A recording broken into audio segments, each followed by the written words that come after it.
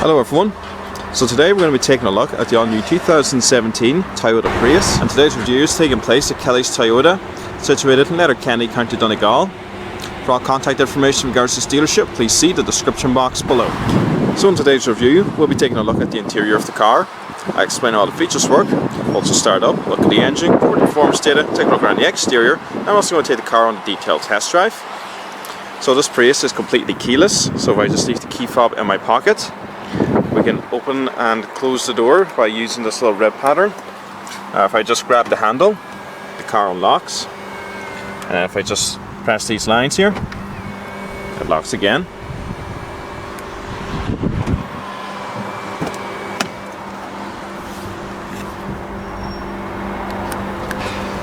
So you got your 4 one-touch automatic windows, your sensor locking, as well as your power folding exterior mirrors, and standard black fabric seats.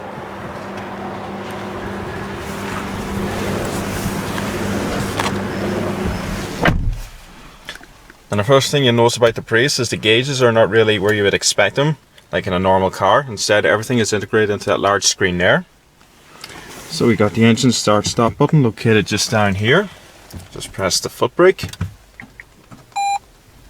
and the car fires up.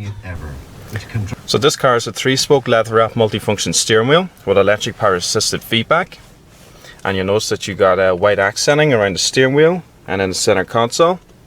You also got slight 10 and 2 notches located up here.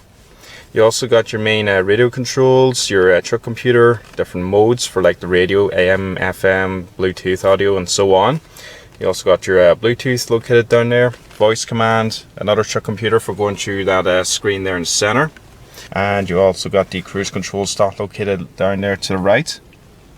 And this car also has automatic headlights. And then located down here, if I just open the door to let a bit more light in, alongside the engine start stop button, you got your traction control, heads up display, as you can see. And then beside that, you got your auto high beam assist as well as your fuel filler cap release. So this very big TFT driver's display, it houses a lot of information. So off to the very right there, you got your speedo. And it also says that we got 999 kilometers on the clock so far, so I'll have that up to about 1,000 when I'm out in the test drive. And then that center screen there, if I actually just use the controls on the right of the steering wheel, you can navigate through your radio from here. You also got your climate controls, lane departure, any warning messages, and a few different vehicle settings. And then that just displays the electric motor. And if I actually just press driving mode down here, you got normal, power, which is the petrol engine kicking in, and then eco mode, which is just the electric motor. So normal kind of differentiates between the petrol and the electric motor. And then beside that, as you can see, you got your gear selector, and then you also got a little clock as well. And then coming into the center console, we got a 4.2 inch color display, very nice blue lighting, and the sound quality is quite good. So it's the very same screen that I was using in the Toyota CHR when I reviewed that. All these controls here are touchscreen, and the blue illumination is very nice. Even the eject button for the CD player is touch, and it's very easy to use. We'll just see if this car actually has sat nav. No, it's not been fitted. But if I press media, you got your digital audio, AM and FM, auxiliary, as I was saying, Bluetooth, and as I was saying earlier, you can operate all them just by pressing the mode button. And then you got your Bluetooth connectivity, and you can turn on and off the screen from here. You got your volume controls, setup, so general, display, audio and Bluetooth settings on that page. And when you have your phone connected, you can go through the settings for it there, as well as your vehicle settings, and then car. So this here gives you a very detailed graph for your truck computer, and you got another truck computer, and then you got a truck computer for the electric motor. I don't really understand half of this stuff myself, to be honest. I'd have to read into it. But I do know you can update and clear all this information as you wish. So it's a nice screen, very easy to use. You know, it's very user friendly. You got all your radio stations located here. There's 3 pages for them. And you got your different settings there. And if we just go back, you can favorites, manual tuning, this here. If, as I said, it's accessible by pressing mode on the steering wheel. So there's 3 different selections for that. So a very nice touchscreen, and below that there you got your dual zone climate control. Very nice displays. Got your AC off to the left. You got these very nice little toggle switches for the temperature and everything. As you can see, displays up here too.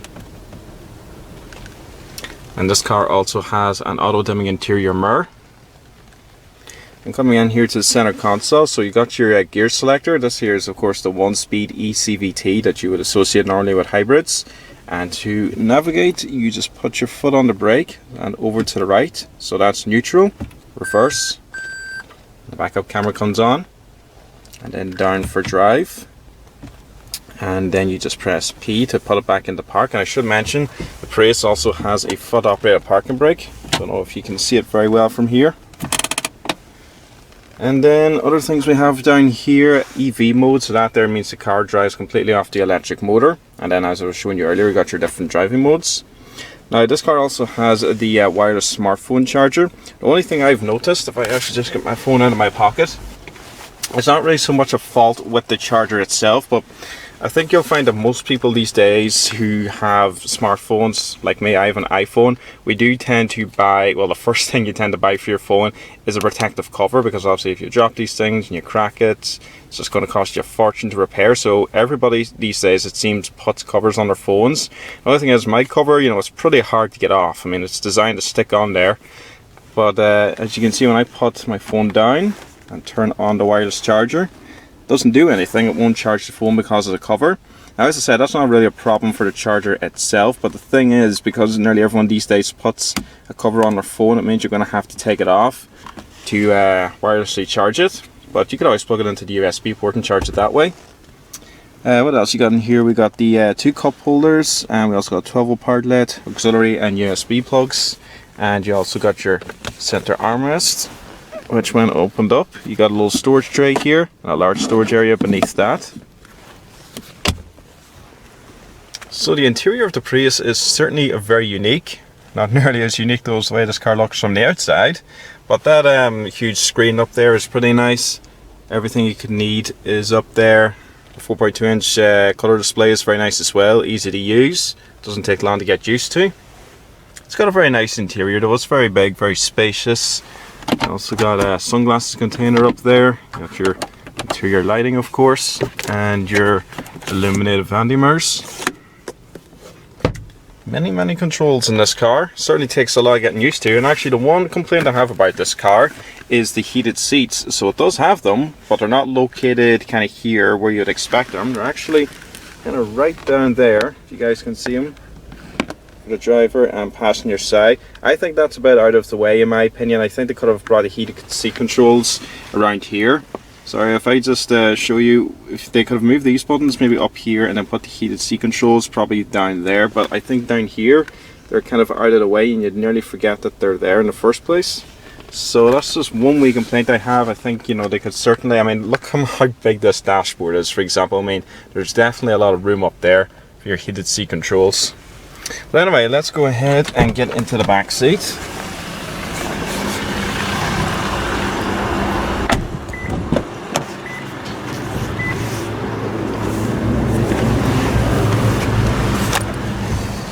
Okay, so my first time sitting in the back of this car anyway. Plenty of legroom back here, I think you'll find, with the seat in my driving position. And headroom is good as well, and as you can see, there's little cutouts here. So you do get that little bit of extra headroom. And we also got this center armrest with 2 cup holders. And rear visibility in this car seems decent enough. It does have a large strip going across the rear window like in a Honda Civic, which is something I do not like because it's kind of unnecessary and silly looking, to be honest. And also down here you got a 12-volt power outlet. So yeah, overall it's quite a spacious car, plenty of room. I have legroom back here anyway.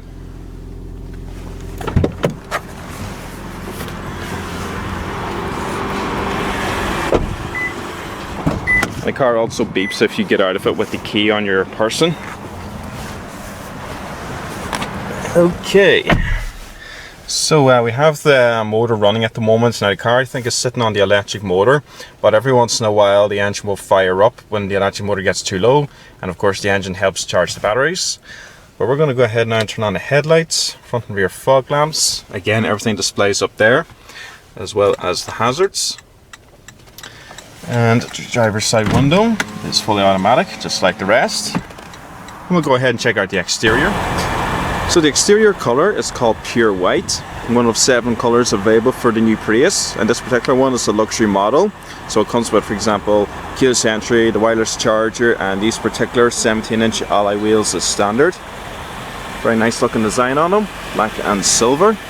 It's also got front ventilated steel disc brakes, solid discs in the rear, McPherson strut front suspension, and a double wishbone rear suspension. So obviously the styling of the new Prius is the main highlight of this car. Some people like it, some people don't, and unfortunately, even though I try to be positive in my reviews, I really don't like the styling of the Prius. When I first saw it, I really didn't like it, but I thought it was one of them cars I might get used to. But to be completely honest, I'm really not into the styling of this car at all. I'm more into that kind of stuff over there. So, but anyway, we will crack on. So the Prius, obviously, it is a very unique design. It's got very large headlights, the way they stream from the bumper there up around the front wings, and then the indicators taper off down there near the fog lights. And also you got the blue highlights on the Toyota badge, just to signify that it is indeed a hybrid, as well as the hybrid badging on the front wings.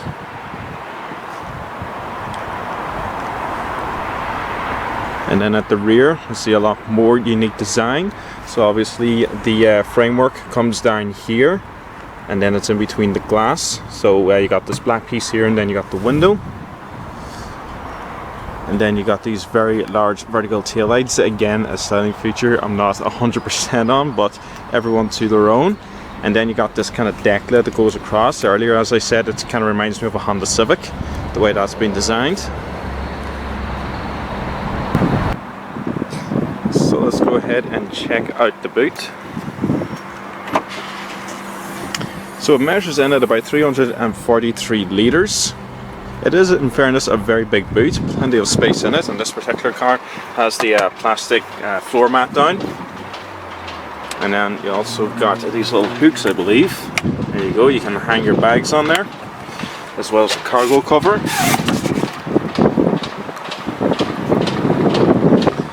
Just grab this handle and pull it back down. And also, before I do, you can just see the rear parking camera located there.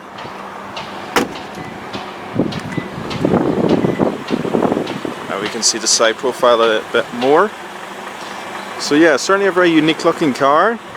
Interesting design. I've seen a few of these on the road, and they certainly do catch your eye, I suppose. Just the overall design is a bit crazy. Very interesting looking car at the front. It's got the xenon headlights. I believe these are LED front fog lamps as well. And at the moment the car is just running off the petrol engine. That'll probably turn off any minute now, and then the car will just be sitting on the electric motor. So we'll just get back in. Up the window. Yep, the engine's just shut off there, so now we're sitting on full electric. Turn off the fogs and put the lights back into automatic. And the bonnet release is located just here. The engine is a 1.8 litre petrol coupled with an electric motor. It produces 120 brake horsepower with a top speed of 112 miles per hour. It puts out 105 foot-pounds of torque, and it's estimated this car can do a little over 60 miles to the gallon.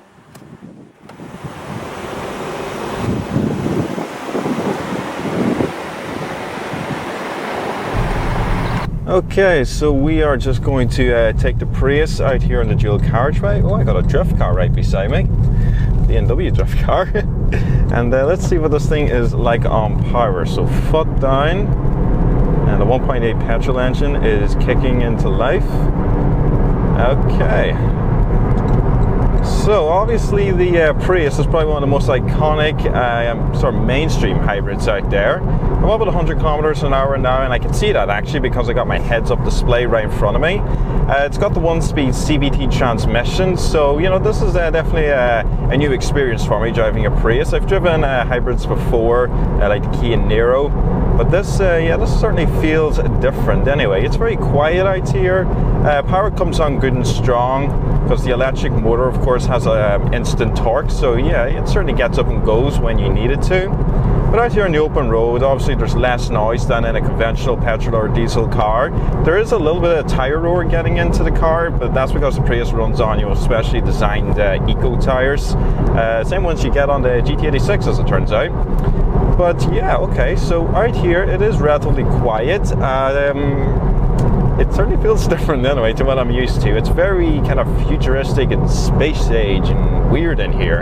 You know, it's got such a interesting design going on in here. I mean, I'm not used to this huge TFT driver's display up here with all these features. I mean, I have my speedo on the right and the fuel gauge, and in the middle I got a graph telling me what the petrol engine, the electric motor are doing, which I kind of understand. And I got my gear selector, and I'm just so used to having gauges right in front of me here. So yeah, it's kind of a whole new experience. But I must say, out here in the open roads, this thing is doing very, very well for itself. It's quiet, and you know, it drives relatively nice. There's a bit of dispute though these days, especially in Ireland, because we're so fond of diesel cars, which really is more economical, a hybrid or a diesel. Well, the conclusion is actually rather simple. Out in the open roads, I think if you're just cruising at a steady speed, I think a diesel will easily do over 50 mpg. The Prius is estimated to do about somewhere in the 60 miles per gallon range, so obviously that varies depending on your driving style. Certainly around town the Prius will be pretty good because you can just run off the electric motor. But out here on the open road, it seems like a nice car to drive anyway. Alright, so we're going to see about this power once more. So foot down, see what we got. Okay, it's 70 kilometers, 80 kilometers, 90 kilometers, and we're at 100 kilometers per hour. Okay, so yeah, power is pretty good. It delivers very well. But yeah, I certainly like driving out here on the open roads anyway. You can certainly get used to driving a car this quiet and this comfortable. And I will admit, the seats are pretty comfy. I actually have them on the lowest heat setting at the moment. Now, as I said earlier in the review, I would rather the heated seat controls were mounted up here because they really are out of the way down there. And I swear to God, you would not be long forgetting you have them. But yeah, it's a very well equipped car. It's got many, many features in here. Automatic headlights, rain sensing wipers, auto-dimming interior mirror, and you got a button down here for the auto high beam assist. The one complaint I do have is the steering column. Now my driving position is bang on perfect. I'm happy with the way I'm sitting. I'm happy with the height of the steering column. But the cruise control stock down here at the bottom right, I do find that my knee hits it quite a lot, especially when going around corners. I think that's really my only complaint with it. So maybe the whole thing could probably sit up a little higher, I guess. But so far so good, I reckon, with the Prius. Other things I must say now, the styling of this car is obviously the huge thing that people have a problem with. It's not a good looking car from the outside. I'm not going to beat around the bush. It is quite ugly, as a matter of fact. I mean, the inside isn't so bad. I mean, I get the Prius is meant to be kind of cool looking and futuristic, you know, Toyota wanted to be a cool looking car. So I'm pretty much alright with the interior of this thing. It's just the outside. I can't wrap my head around how Toyota designed this car so badly. It's just such a horrible looking car from every angle. I've actually always maintained that the front of this car looks like Predator. If you guys remember that movie Predator with Arnold Schwarzenegger at the hideous monster when he took his mask off and the hideous face he had, that's what this thing looks like at the front. And then at the rear, I have no idea what's going on at the rear with them vertical taillights. I don't really like them either. I actually think I would like the Prius more. I think people in general would like the Prius more if it was just so much better looking. But Toyota/Lexus have a very weird design team these days. I mean, I don't like the look of any of the modern day Lexus. I can't understand what the hell is going on with that front grille. It looks terrible.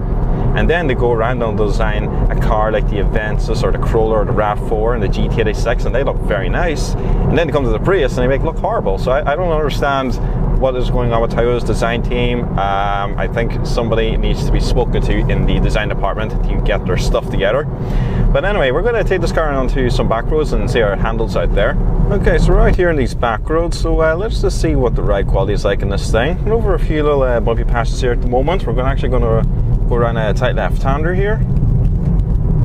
Yeah, I mean, it rolls a tiny bit. There's a little bit of body roll, but it really isn't so bad. And the suspension is doing a pretty good job at absorbing these bumps too. It's a pretty comfortable ride overall, I think. Yeah, it's not that bad. Going around a tight right-hander here. Yeah, not too bad at all. Yeah, the ride quality is certainly quite good in this thing anyway. I don't mind it. I like it. So, yeah, we're just going to actually drive around Letterkenny town now because, you know, this is a hybrid, of course, and yeah, very little body roll in that left-hander as well, sorry. Yeah, we're going to drive into Letterkenny town, where this car, I think, will be mostly running off the electric motor, and I'll basically summarize this review as best I can. Okay, so we're just in the town now, and I have the car set to eco mode, and I have it running on EV mode. So this car is basically running on just the electric motor, and this is really the ideal setting that you want to have the car on when you're doing town or city driving, full eco mode. And it is very quiet. It's just easy to drive around here, and all-round visibility in this car is quite good, and it'd be even better if they didn't put that silly plastic strip across the rear window, because if anything, it's actually more of an eyesore than an inconvenience. I really don't like that very much. But the wing mirrors are pretty good size, and there's not too much in the way of a blind spot either. I can certainly see where I'm going. And another thing, if you go above a certain speed, I think it's like 35 kilometers an hour here, the car will go out of electric mode and it goes back into, I think, hybrid mode. So yeah, it's going between the electric motor and the petrol engine. But overall, I must say, I'm going to summarize this car. It isn't so bad. I mean, the interior is very kind of cool and space-agey. It's very well equipped, and I will admit it is pretty nice to drive out in the open road. I just think the Prius would be more likable if it wasn't so ugly. I think that's my conclusion on it. I think that's what majority of people will conclude that review Priuses and other cars in general. So overall, it's not such a bad car if you can avoid looking at it. Well, anyway, I hope you guys enjoyed my review of the Prius. If not, that's okay, because as soon as I drop this car back, I am reviewing a BMW 7 Series, so there's something for you guys to look forward to. And I'll have an RDA 8 coming up as well. So there you go, there's a little bit of optimism at the end of this review. But anyway guys, thank you very much for watching, and I'll see you again in the next video.